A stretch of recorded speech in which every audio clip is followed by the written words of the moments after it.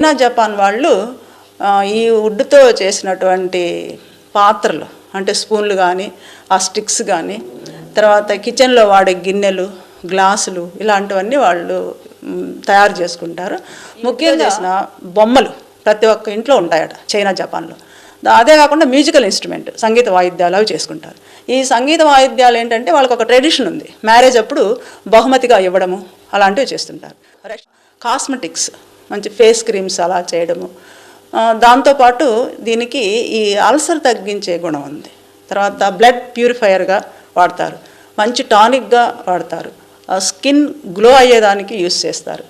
Respiratory తర్వాత kidney problems ఉండేదానికి reduce చేసేదానికి వాడతారు. ఇండియా వచ్చారు, ఆంధ్రప్రదేశ్కి వచ్చారు, ముఖ్యంగా మన యూనివర్సిటీకి వచ్చారు, ఎస్వి యూనివర్సిటీ తిరుపతికి వచ్చారు. వచ్చి వాళ్ళు జర్మ్ ప్లాజం అంటారు అవన్నీ కలెక్ట్ చేసుకెళ్ళారు. స్పెషల్గా ఇప్పుడు ఇండియాలో ఎలాంటి కండిషన్స్ ఉన్నాయో అలాంటి conditions green house glass houses అని ఉంటాయన్నమాట.